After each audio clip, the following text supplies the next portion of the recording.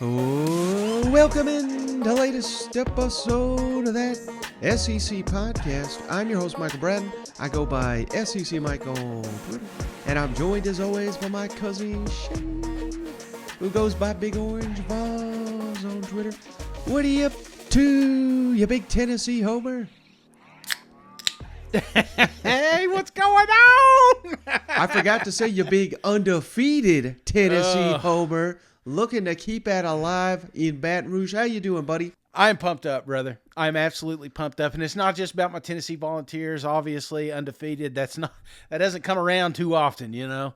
But I will say 7 SEC games with 7 SEC opponents. This is made out to be possibly the greatest weekend of college football up to date. So I'm freaking pumped up, man. And like you said, Shane, I mean, this is going to be the best weekend yet of SEC action. Before we get to our predictions, which I'm feeling good about, Shane, we're going to go 7-0 this week. Can I say something before you get going, Mike? Uh-huh. I have never felt more confident in my picks in my life. And I don't know if that's scary or not, because I'm kind of wavering. I'm on the ropes, you know. The Grim Reaper's starting to come out, but I'm putting these picks in. I'm like, this is exactly how the Saturday's going to play out. So I'm probably wrong, but I'm like you. I feel pretty damn confident at this point. Yep. Well, if you're watching on YouTube, Shane, I wanted to call attention to this. You're probably saying, what the hell? He's gone full Tennessee on us. No, we have got a new sponsor, really fired up about this one, Shane. Game Time Sidekicks. And we got this partnership. They sent us all these mugs here, Tennessee mugs. They sent them for me. They sent them for you. This is full metal cups here, Shane. This is high quality products. And the thing I love about it, Shane, it's not just Tennessee. This is all the SEC. We've got you covered at Game Time Sidekicks, and not just the SEC. Maybe you got, an Ohio State uncle or grandpa or something like that who's made the terrible decision to be a fan of someone outside the SEC. They got you covered. Head on over to GameTimeSidekicks.com, Shane, and use that promo code, Hey Buddy, all lowercase, and you get 15% off your order. Again, that's GameTimeSidekicks.com. Shane, this is a Knoxville, Tennessee-based company, and they have, like I said, this is NCAA officially licensed gear. They've got you covered. The holidays are right around the corner, brother, so we have got to get some business for this Game Time Sidekicks, and I know the audience is going to love this product. You know what? Dude, absolutely. I haven't got my cups yet. Mike hasn't sent me mine, but that's okay. I've got a few of them here at the house. And this is, it's funny that you mentioned that, because every year my kids, they're getting worse at picking out what I want for Christmas. But when in doubt, they can get me a nice cup. So if you're looking for those nice gifts, this is an excellent gift. And if you get onto the website, man, I was kind of playing around with it. They got some really cool stuff, especially even baseball and other sports and stuff like that. So just jump on there and take a look at it. You'll come away with some good stuff. Yeah, and you can find all that information in the show notes, Shane. We're also brought to you by Wager, peer-to-peer betting site, Shane, that we're on ourselves. Download the Wager app. Won't cost you a thing, and they'll give you $20 free to play with. No credit card required. I mean, what kind of deal is this, Shane? Seems like some kind of voodoo, but this is real. We're on there. Search That SEC Podcast. You can see Shane and I's bets. You can bet against us. You can challenge us.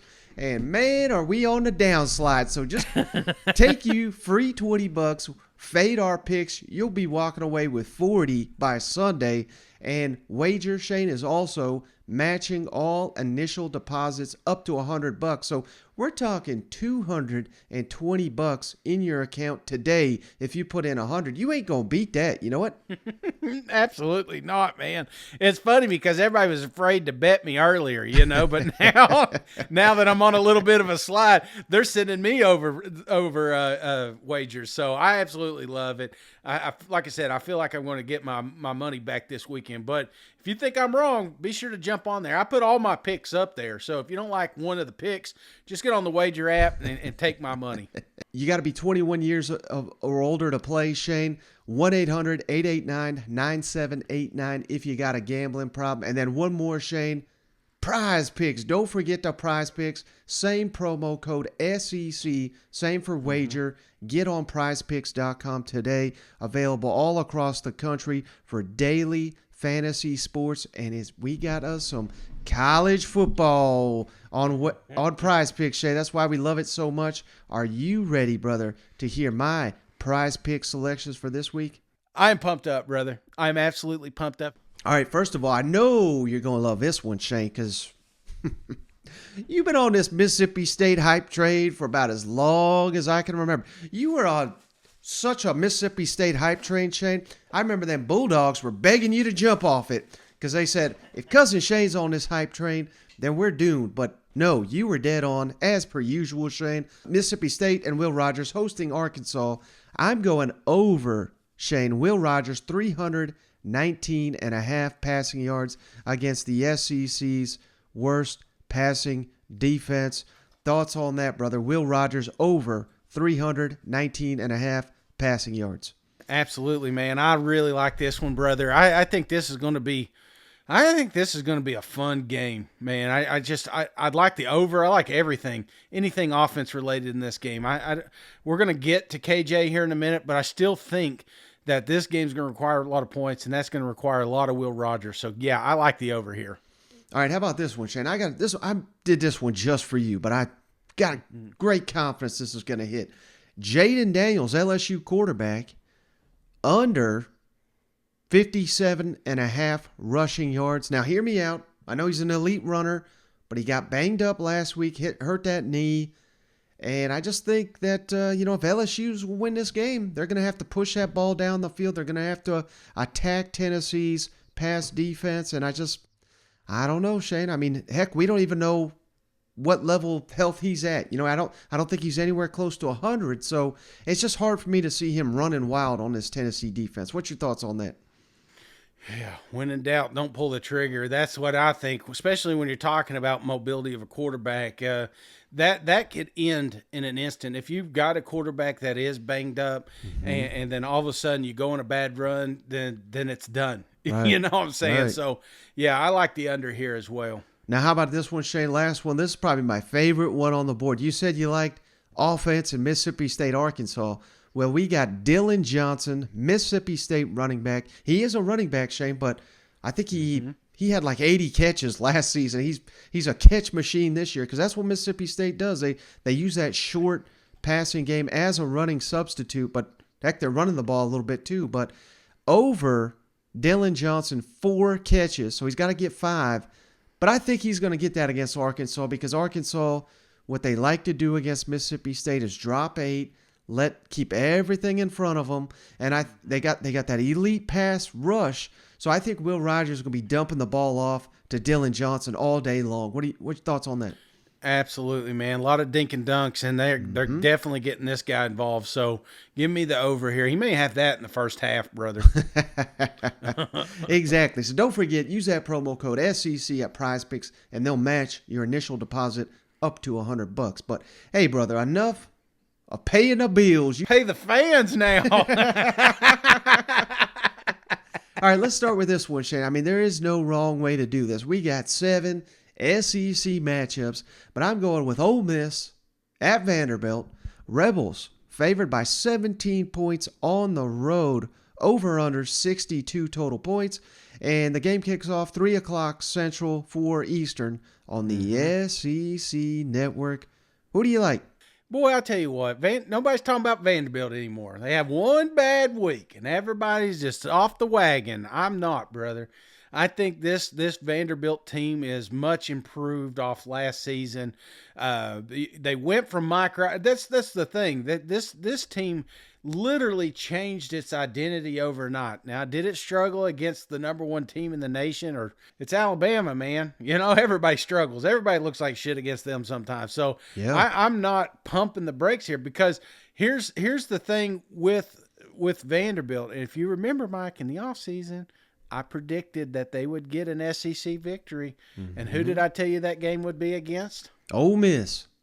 That's right. And I kept saying Ole Miss is fool's gold. Ole Miss, they ain't played nobody. They're gonna get beat by the Kentucky Wildcats. This team is not as good as everybody thinks. But brother, if they didn't play last week, I still may have picked the potential upset. But after that game, I cannot. Why? Because I think that is the best running back group in the country right now. Yep. And what is Vanderbilt really bad at is stopping the run. There are going to be I'm surprised you didn't put any prize picks on this one, because expect about 1,000 yards rushing in this game. Don't get me wrong. I do think Vandy's going to have a little flair, a little pizzazz, if you will, at times, but it's just not going to be enough. I just honestly, this team is going to run all over the Vanderbilt Commodores. So no upset this week. No wager of the week. I'm afraid to touch it right now because I said all that, watch him pull off the upset, and then I'll be like, I told you so. But I've got Ole Miss rolling this game, brother. 42, Vanderbilt 10. So way over on the points. Yeah. Yeah, you may be on to something like you said, Shane. Vanderbilt 14 in scoring defense, 14 in pass efficiency defense, and number 11 in rushing defense. These are all SEC stats. So, the worst in many categories here, key categories in Ole Miss, the rushing machine that they are. Number 1 in the SEC in rushing, number 5 in scoring, and Ole Miss defense, Shane, my goodness, number 3 in the SEC in scoring defense. So they're playing at a high clip. But Vanderbilt, Shane, they're number 1 in fewest turnovers in the conference. So they're not a team that beats themselves. This is a new era, I think, for the Vanderbilt Commodores, or at least we're getting there. And Clark Lee says we're going to get Mike Wright on the field, get him involved. So I'm kind of interested to see what that wild card looks like. Is he going to be quarterback? Is he going to be receiver? Maybe they mix in a la Steve Spurrier, mixing in quarterbacks left and right. So I'm going to be very interested to see how that plays out. But, yeah, I mean, how can you pick against Ole Miss right now? Like you said, I mean, exactly. We both picked against them last week, and they proved us wrong. We'd be fools to pick against them this week. But I'll tell you what, Shane, I'm calling for the upset. Ole Miss 30, Vanderbilt 24, upset against the spread. So I like the Commodores. I have 2 weeks to prepare for this game. I think they do cover the 17.5 points. And 17 points. Let me ask you this, Shane, because I thought it'd be kind of, maybe keys to the game. What's it going to take for each team to win the game real quick? And I'll just give you an example. So for me, Shane, Vanderbilt, I think you got to sell out against the run and force Jackson Dart to beat you through the air. Now, I'm not saying he can't, but that would be my key to the game if I'm Vanderbilt. Just don't let him run all day long on you. And Ole Miss, simply, Shane, just don't overlook Vandy. Don't take them, like they're a joke of the conference, because they are much better than they have been. And I think that's kind of the key to the game for each team. Do you have anything stand out to you for either team? Well, just a bounce back from Swan. I mean, he's a true freshman. And so, I mean, obviously there was some mistakes that he made last week, but, bouncing back, I think that's the key, because when he was on, I watched him against Northern Illinois. I mean, this is a fantastic quarterback. There was at times I'm like, how did the rest of the SEC miss this guy? Right. And then it kind of disappeared a little bit. So I think getting back to that, being explosive in offense and keeping up with Ole Miss. So I think that's a key. But I think what you said there is pivotal, brother, is not overlooking this. So that's why I'm not putting this as a wager, because in the back of my mind, I keep thinking of that Tulsa game. I keep thinking, here's a game that I think they may have overlooked there.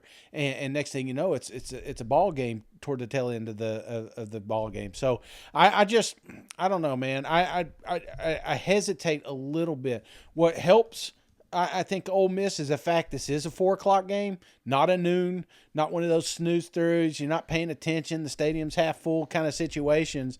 It's a little bit later in the day. Your boys are up. They're moving around. So I think that is a benefit for Ole Miss. And I still think it's going to be a hell of a matchup. And there's a reason I thought maybe this could be a potential trap game, because if you look at Ole Miss's schedule after Kentucky, that was a tough ball game. Then they roll into Auburn. Of course, Auburn's not as good as we thought they were at this time, so maybe trap game's not exactly the best verbiage there. Maybe a letdown, a hangover. If they would have lost that Kentucky game, maybe we talked about a different situation. But I just think that those running backs are just too damn good. That's why I just can't put my money on Vanderbilt potentially getting an upset here, because if the key to Ole Miss is just hand the ball off and keep, I don't care if they load the box, they're not going to be able to stop Ole Miss's running attack. It's just too diverse right now. So I think that's the key. Don't get cute. Don't let Dart come out here and I know they got to work on a few things, but Vanderbilt's not a team you practice on. Vanderbilt's a team that you look back and say, damn, I can't believe we lost to these guys. So I think that's the key for me. All right, Shane, how about this one? I think this is going to be a hell of a matchup here. Missouri at Florida. Gators favored at home by 11. The over-under is 55, and the game kicks off at noon Eastern, 11 Central on ESPNU. And we got Jadon Hill out here, Shane. Defensive back, Florida Gators, says, it was hard to see Missouri beat us last year because they're not supposed to. I'm looking forward this weekend, taking care of business and dominating like we're supposed to. He's talking about against Missouri. But how about this, Shane? Missouri's got the all-time edge on Florida. So, again, this is a tricky series. There's a lot on the line for both these teams. Missouri, if they're going to make a bowl game, they've got to upset one of these teams. It doesn't have to be Florida, but, the way they've been playing the last couple of weeks gives them a shot. Who do you like in the game? Florida hosting Missouri. Well, it's funny because you see the Mizzou fans are like, hey, man, we've won 3 out of the last 5. Yeah. We're the big bad dogs in the SEC East. But, I mean, everybody knows the situation last year. That team was in a downward spiral. Yeah. And it was still all Missouri could do to win that ball game. So I don't want to take away from that, because that was a big win. That was a big moment for that fan base. But on the other side of that coin, you got a quarterback, Anthony Richardson, that is playing the best football he has played ever in Gainesville. And I know that sounds crazy. He opened up Utah and everybody crowned him potential Heisman candidate. Then he falls flat on his face against Southern Florida. Then, it seems like he kind of revitalized in Kentucky, and he revitalized that in Neyland. And since then, it's like a light switch came on and he realized how good he is. And he's playing grown-up football, man. He's playing, as they like to say, to Will Levis, that pro ball. You know what I'm saying? So I think that's what we're seeing with Anthony Richardson right now, and that's dangerous, super, super dangerous. When you look at Missouri, here they're coming off one of the best games they've ever played. Didn't come out the way they wanted, but is Lovett back? Have you heard anything from him? He's questionable. Okay. That's what they said. Well, here's the thing, Mike. With Mizzou, I think you played your best ball last week, man. And I don't want to be that. I hate being a Debbie Downer, but I don't think Missouri has a shot here. I think it's a good game at first, but I think Florida really pulls away here late in the third, fourth quarter. So give me Florida 38, Missouri 20. Why you hate Missouri? I don't hate Missouri, man. I was rooting for them. I was on the edge of my seat last week rooting for these guys, but I don't know. Florida's playing some good football right now, man. And it's going to be hard to get off the mat, Shane. I mean, I think it was maybe easier against Georgia because they were number 1 at the time. They're coming to your house, night game. It's a completely different story on the road. Again, back-to-back losses, tough losses in conference play. Mm-hmm. You might be right, Shane, but this is an interesting matchup because look at Missouri's offense: 14th in the SEC in pass efficiency, 12th in scoring, and 12th in turnovers. Not good. Florida's defense, however, 11th in scoring defense, 14th in rushing defense, 12th in pass efficiency defense. So this is weakness old weakness here. So who knows what in the world's going to happen when Missouri's got the football and Florida's trying to defend it. It's going to come down to, like you said, Anthony Richardson, how well he plays. and how well the Gators rush the football. That is, something that they excel at. Number 4 in the SEC in rushing the football. But that Missouri defense, Shane, man, they got after Georgia last week. If they play like that, they can win this football game. I think this is a 4-quarter ball game. I really do. But I'm giving the Gators the edge at home. But I like Missouri and the points. I'm going Florida 28, Missouri 20. Again, 4-quarter type ball game. And my keys to the game, Shane, Missouri has got to run the ball, help Brady Cook out. He's starting to emerge, or at least he did against Georgia. If they get that version of Brady Cook, they'll be in this ball game.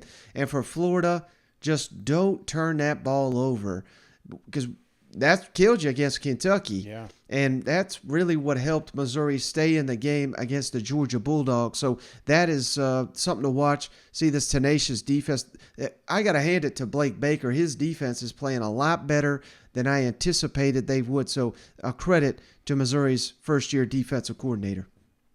Well, I think you're right, man. The keys for me, brother, is just more pressure. If you don't give Anthony Richardson time, keep doing like you did with Stetson and stretch the field. We don't know if Lovett's going to play, so somebody's got to get out there. Whether it's our boys, the bag of chips, going out there and being the guy that takes the top off the defense. That's what you're going to have, or they're just going to keep loading up. So I think that's the key for Mizzou. And then Florida, just give Anthony Richardson time. This is up front. I think it's all about that line play. If they can control that line of scrimmage and they can run at will, they can give Anthony Richardson time. That's the key to winning for the Florida Gators.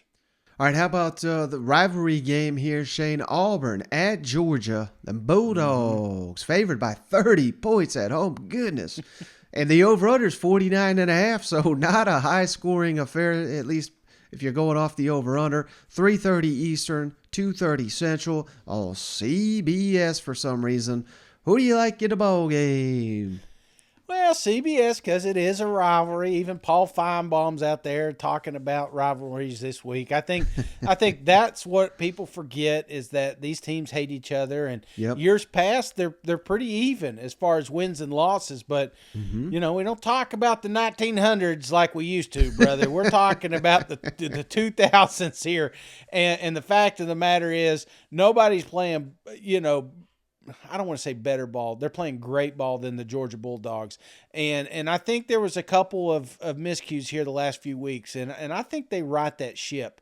And that's what makes them dangerous. They're going to realize that they can't just rely on 2-3 players to keep this offense moving. They've got plenty of talent on there, and they've got to discover it this week. And I think they do. Now, Auburn, I love the energy. I love the trash talk they've been doing all week. And hell, if anything, you're probably glad I'm not going against Auburn, because they've surprised me more than any team in the SEC right now. As soon as you count them out and you consider a blowout, that they're hanging in there, and they're even pulling off some upsets. So I'm not saying that happens this week, but what I am saying, brother, is they really messed up that 3:30. This should have been an earlier game, because the Georgia Bulldogs are going to kick their ass this week. So give me Georgia. Oh, man, I got to get my calculator out here. Give me Georgia 35, Auburn 13. Ooh, boy.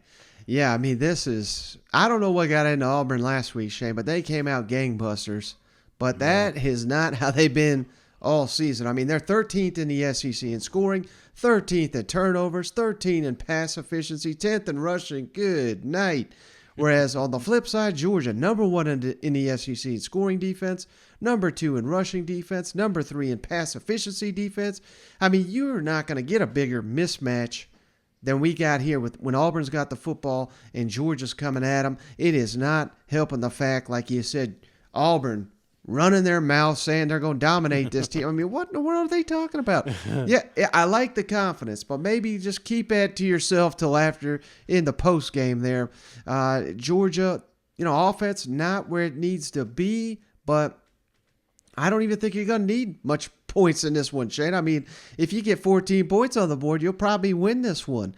And I think last week was exactly what Kirby wanted. I mean, he never wants to see his team struggle that bad, but if you get the win, you get their focus, you get them locked in, make sure there's no pregame fights this week, and you should be fine. You're going to roll here in Athens, Shane. I got it. Georgia, 38, Auburn, 6. I'm not even giving them a touchdown. That's what I expect. And this, we've been saying it for about 3 or 4 weeks, Shane. This may be Parsons' last game if it's as ugly as I think it's going to be right here. Mike, we say that every week, don't we?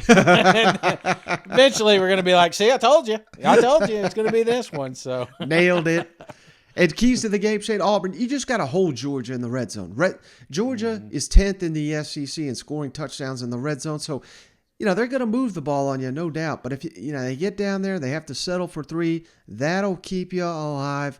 For Georgia, just control that line of scrimmage. I was just stunned that Missouri controlled that line of scrimmage, and Auburn's got the talent, particularly on the defensive side, to do the same to you if you are not up and ready for this game. Auburn is dead last in turnover margin in the SEC, -9. So they're going to probably cough it up once or twice, and you do that, you got no shot of beating Georgia in Athens. You know what? Yeah, definitely. And I think you nailed the keys right there. I'm going to just copy yours. All right, how about this one, Shed? Cannot wait for this SEC East showdown, and we got a little wrench thrown into the previews and everything like that late on Wednesday evening. South Carolina at Kentucky.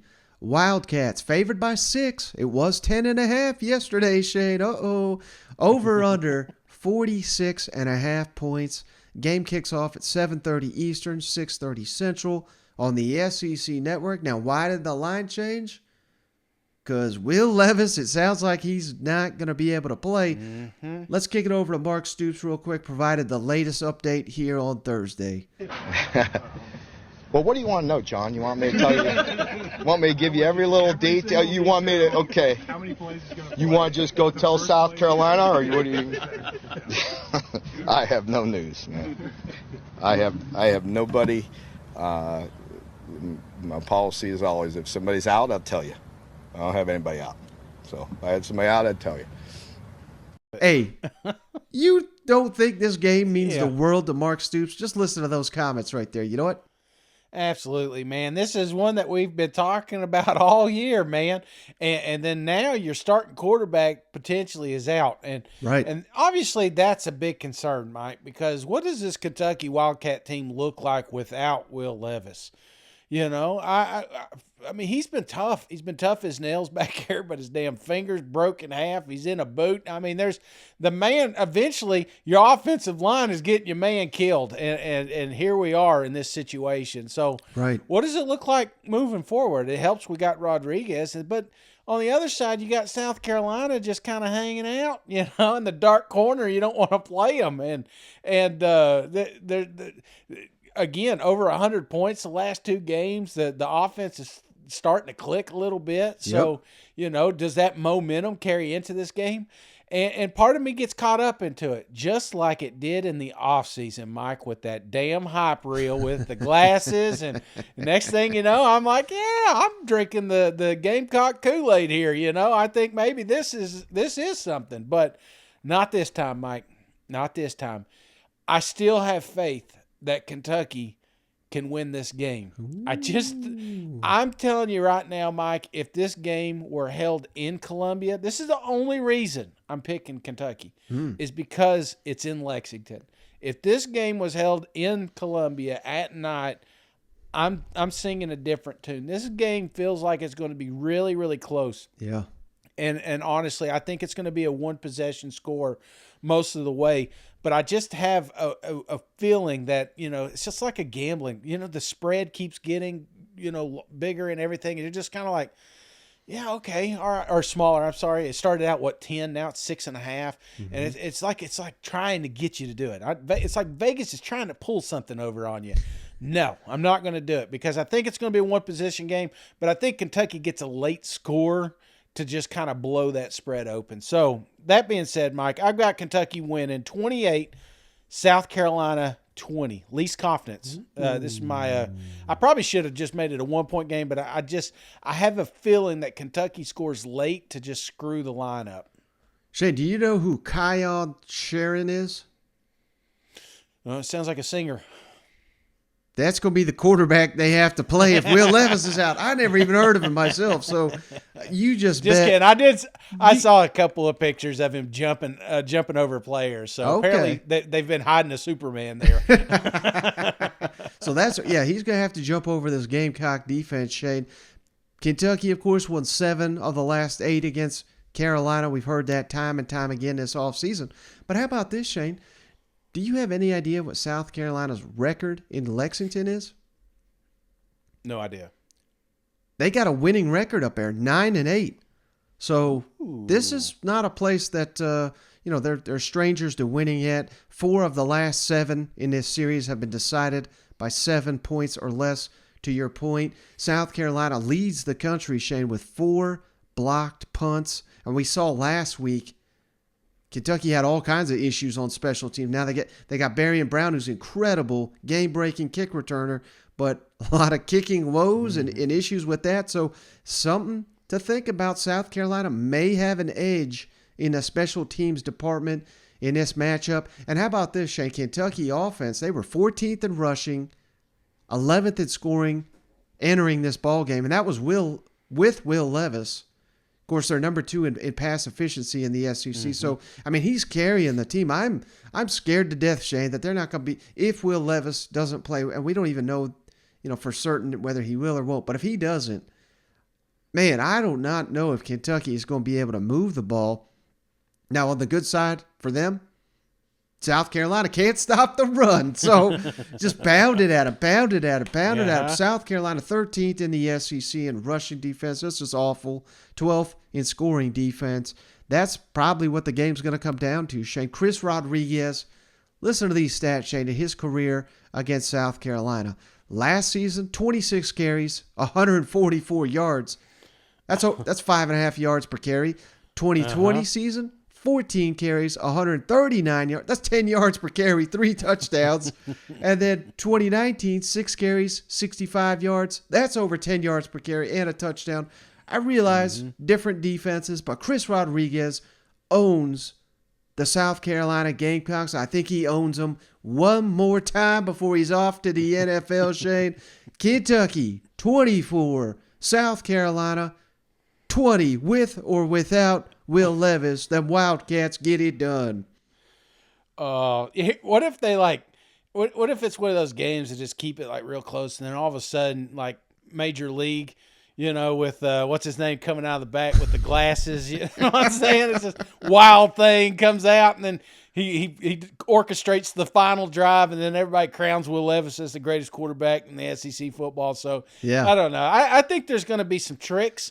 I think there's going to be some. This is going to come down to coaching, man. Yeah. I think that's what this one's going to be. Who out coaches who here? And it's funny because the coaches have been shitting on each other all week. And it's funny because these coaches have been shitting on each other. What? I can't even say a word, Mike. Let me say it one more time. It sounds great every time. Yeah, I know, right?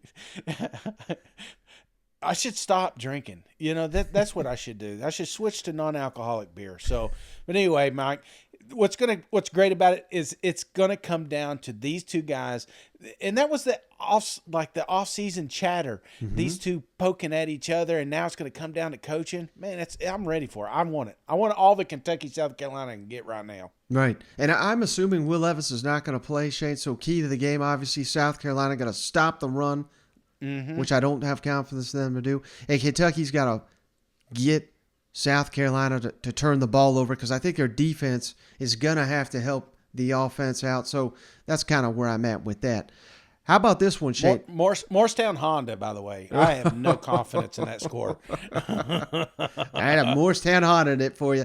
How about this one, Shane? Arkansas at Mississippi State. Mississippi State favored by 9.5 points. Over-unders 59. This game kicks off at 11 o'clock Central, noon Eastern on the SEC Network. Last season, Arkansas got it done 31-28, although as any diehard Mississippi State Bulldog would tell you, Shane, that was a bullshit flag here that got him that. So just keep that in your back pocket. But how about this real quick, Shane? Arkansas, they have a winning record in Starkville. They're 8-7 all time. So I'm just saying, who you like in the game? Have we heard anything about KJ? He's traveling with the team. That's the latest, but do not know if he's going to suit up. But the fact that he's traveling is a step closer to playing, obviously. Well, that's big. I don't know, man. This one scares me because Vegas, honestly, I'm not going to lie, Vegas changing their score here. That part of me is thinking KJ doesn't play in this game. Mm-hmm. Odds are he doesn't play in this game. But traveling, who knows? As soon as you count them out, then you're mad that you got this bet in. So I've never had two Morristown Honda scores in one weekend. And here I was talking about how confident I was, and the more I talk about these games, the least confident I become in them. Yep. Here's the thing, man. Arkansas has had a terrible last 2 weeks, man. I mean, they blew the game with Texas A&M. I'm not saying they blew it with Alabama, but there was a moment they were hanging in that game. I think they were more disappointed in that ball game than anything. So it's for the fan base, for the players. I think there's been just a little bit of a lull here, and we were always afraid that would create somewhat of a spiral effect. Here they are; they're outside the top 25. Is this when Arkansas packs their bag? The quarterback's banged up, probably not going to play. Yep. And then on the other side, Mississippi State, man, they're playing the damn greatest football they've ever played since week 2, and then when I got onto that wagon, they drop one. So I'm afraid because they've hurt me already, but I'm buying back into those Mississippi State Bulldogs. If they continue to do what they've been doing, brother, this is a dangerous, dangerous ball club. And I think they're catching Arkansas at the right time. I think if Mississippi State would have faced Arkansas before Texas A&M, before Alabama, I think they win this game. But they didn't. They're catching it on the tail end. It's at home. Those cowbells are going to be ringing. Yep. So give me those Mississippi State Bulldogs. I don't like the score. Okay, so I'm going to give Arkansas with the points, just because there's still that shot that KJ plays. But even if KJ plays, I'm not sure that they beat Mississippi State right now, just because the way they're playing football. So give me Mississippi State 35, Arkansas 31. Yeah, I like that score. I think it's going to be a tight ball game. Let me ask you this though, Shane. If KJ can't play, well, they got two quarterbacks they can go with. Cade Fortin, he's the guy that played against Alabama. He's more of a traditional pocket passer. They also got Malik Hornsby, who's arguably the fastest player on the team and who's been getting looks at receiver all off season, but they are, locked in on him being a quarterback. Which direction would you go in? Would you go with the passer Fortin, or would you go with the more mobile Hornsby that kind of keeps your playbook virtually the same as it would with KJ Jefferson out there? Because I think that's a big question that the Arkansas coaching staff's got to figure out if KJ can't play. Yeah, I think you go with the passer right now, but you sprinkle in a little bit of that wildcat. Yeah, and the way I see Brawls doing this thing is more or less a hot hand. I think they both get. I think they both would get playing time, and whatever is stimulating that offense is going to who's going to stay on that field, predominantly most of the game. So yeah. I think we see two quarterbacks in this game, brother. And how about this stat, Shane? I didn't realize this. Mike Leach, 11-0 at Mississippi State when they score 30 points or more. So you may have hit the nail on the head. They get 35, they're going to win this game. Yeah, history says so. I mean, that's something to consider. Obviously, Arkansas pass defense, a real issue. Although, playing Mississippi State and playing Alabama is two different animals.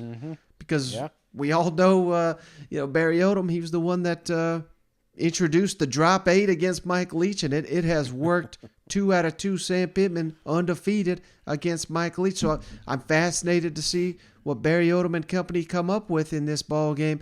Can they run the football? That's going to be key to the game. You've got to limit Mississippi State's possessions, limit, their passing attempts. Just rest your defense. That's going to be critical.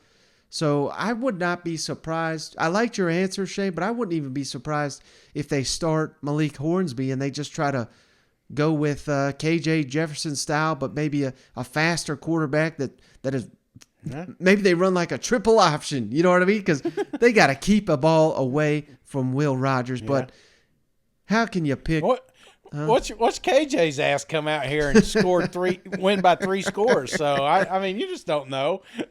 But how in good conscience can you pick Arkansas in this ball game, Shane? With the uncertainty, with the defense hurting after losing 2 in a row. So I'm right there with you. I expect a competitive ball game, but I'm going Mississippi State 35, Arkansas 28. And if Arkansas is going to pull this upset, Shane, here's how they're going to do it. They got to get after Will Rogers. They got to be sacking him. Mississippi State, a little suspect at the offensive tackle position. Arkansas leads the SEC in sacks. Just tee off on him. I'm not saying you'll get there, particularly if you're dropping 8 every play, but you have just got to get to him. That's your only shot. I think it's slowing down, and I don't think you could stop Mississippi State's offense, but you just got to pray you slow them down, and hopefully, with tips and all this stuff, and maybe you steal a possession or 2. Yeah, absolutely, man. I think you're right. And again, there's so many question marks in this game. That's why it's a tough one to put money on. Right. But, I still think it's going to be great. That's the thing. Every game we're talking about here, it's like you could see multiple outcomes. This is no different. I can't wait to see how this one plays out. Yeah. How about this one, Shane? The night game on CBS, Texas A&M at Alabama. Crimson Tide favored by 24 points at home. Over-unders 51 total points. The game kicks off at 8 o'clock Eastern, 7 o'clock Central, of course, on CBS. Last season, A&M won in College Station 41-38. But Alabama, Shane, 5-1 in this series in Tuscaloosa, and they lead the all-time series 11-3. And I don't know if you saw this, Shane. It was reported that Max Johnson is going to be out for this ball game, so it's likely going to be the Haynes King show. But word out of College Station, Shane, it sounds like the freshman Connor Wigman is likely to not start, but likely to play in this matchup. But the fact you're going into an Alabama ball game and you're saying, "Oh, we're going to play multiple quarterbacks, including a guy who's never played," that's not exactly a good sign, is it? No, it is not, my friend. And I feel bad for Texas A&M. I really do, and I keep thinking of ways of how I can make this the two games in a row, man. This is the one that Jimbo bounces back. Yeah, he takes it to Nick Saban. That's like it happened last year, but I can't. And then we don't even, like I said, we're going back to Haynes King. That's perfect. That's exactly what Nick Saban and company want. Yeah. This is shaping up to be an absolute blowout, brother. I can't find it. And Aggies, I feel bad for you. Just hang in there. We're going to find some sort of clause for you. We're going to get Jimbo out of there. But until then, brother, just hunker down and do the best you can, because right now, what you are really good at is handing the ball off to one of the greatest running backs, I think, in the conference, if not the country. But Alabama is good at stopping them, and they're going to. They're going to load up that box, and they're going to force Haynes King to win this game. And what have you seen that has convinced you that Haynes can win a football game with his arm? I haven't seen anything. Yeah. So I don't care who's at quarterback there at Alabama. Shit, Nick Saban could come out there and throw a couple of dimes. This game is not going to be close, and that's why I've got it my wager of the week. Alabama 42, Texas A&M 10. It's going to be a bloodbath. And icing on that cake, brother, is the fact that all that shit talking happened in the offseason. Don't think Nick hasn't made this game personal. He has. You beat Nick Saban. Don't think this game's not personal. It is. So that's why I just Aggies, brother. It's going to be a tough weekend. Yeah, I like a lot of what you had to say there, Shane. A&M dead last scoring offense in the SEC, 12th in rushing, and that's despite having Devon Achane, who's just incredible, leading the SEC in all-purpose yards. 10th in passing efficiency, while you want to flip it over to the other side, Shane. Alabama defense, number 1 rushing defense, number 2 scoring defense, number 1 pass efficiency.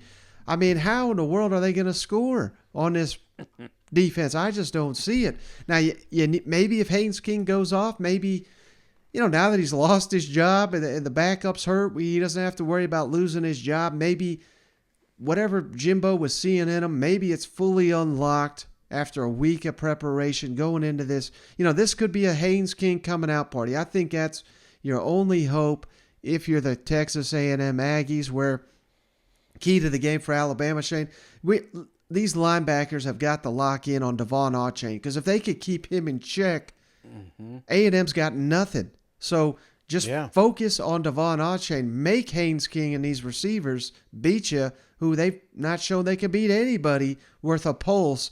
That is why wager of the week, Alabama 42, Texas A&M 13. We almost have the same score here, Shane. And just given the fact we're both wagering this one, I just want to congratulate Texas A&M Aggies on the historic upset you got coming here on Saturday. That's about the biggest silver lining you're going to get. And I don't know about you, Shane, but I picked my score thinking Jalen Milroe is going to play quarterback. I don't think Bryce Young is even going to play. I don't think they even need him in this matchup. Yeah, I don't either, Mike. I really don't. And like you said, I think this is the best thing that could have happened to the Aggies. Me and Mike picking Bama, wagering up, thinking that it's going to be just a total bloodbath here, because next thing you know, we're going to have to try to delete this pod and any content we got out there so that it's not held against us. Because don't worry, man, Texas A&M, they are not happy with Mike, but man, we're just speaking the truth. We think you deserve better. I really do, and it's not been the season that you've been promised, that I've been promised, and you've got the roster to beat an Alabama. You did it last year, so I'm not ready to just totally give up on the Aggies, but you're at death's doorstep right now, and Nick Saban's on the other side of that door, man. So I just don't like your chances this weekend. All right, how about the game of the week in the SEC, at least in my opinion, Shane? Tennessee on the road, favored by 3 at LSU. Over under 65 total points. The game kicks off, of course, 11 o'clock Central for some reason. Noon Eastern on ESPN. How about this, Shane? Tennessee's first trip to Baton Rouge since 2010. They got a winning record in Baton Rouge. I had no idea. 8-4, 2 ties. But LSU has won 5 in a row in the series, and 13 of the last 14 against SEC East teams in Death Valley. How about that, Shane? Does Tennessee break the curse here? Do they win in Death Valley? Brother, this is a team we don't play often, but we have had some really bad memories. In fact, I don't know if it was a dig, brother. You sent it over to me. They got a hype reel talking about history. And, when I think of LSU, there's 2 games that really stand out. Actually, 3. One was at home, like freshman year at UT, when Kelly Washington just took off and just came out of nowhere, and everybody's like, "Who the hell is this guy?" Yeah. That was the future, brother. And I was on cloud 9, only to be gutted at the SEC championship by the same damn team, man, by a backup quarterback. What? That's the most Tennessee thing ever. There was a chance we were going to another national championship. Nope, LSU punched us in the mouth. And then I think, I think it was Dooley years when we had an opportunity to win a game, but we had 15 players on the field, so of course we stopped them. So that was another heartbreaker. So I think about these LSU matchups, and there's a couple other in there. I'm not saying these are the only ones. So when I think history, I think of some pretty abysmal some times in my life, brother. But I think it changes this week, brother. Don't get me wrong. I know Death Valley's a dangerous place to play, but it's different, man, when it's at noon and at night. And anybody that tells you it's different has not got to appreciate the aspects of both those games. Yeah. It is different, man. Here you've got 2 top 25 teams. They're playing the best football they have all season long. The Tennessee Volunteers, brother, they're just scoring at will. And what what has convinced you that LSU has the ability to keep up? Now, don't get me wrong. You're going to talk about keys. There's a few keys. There's a few factors I worry about with LSU. For starters, that defense. I worry about those boys pinning their ears back and this being the worst defensive front that the Tennessee Volunteers have seen. If they can disrupt and keep Hooker on his back the entire game, we may have a problem. But the other one for me, brother, is that crowd noise. It is at noon, and if they can keep their team in the game, keep that momentum rolling, who knows? We may be up Schitt's Creek. There's that real potential, but again, who's scoring better than the Tennessee Vols right? We're averaging 48 points a game right now.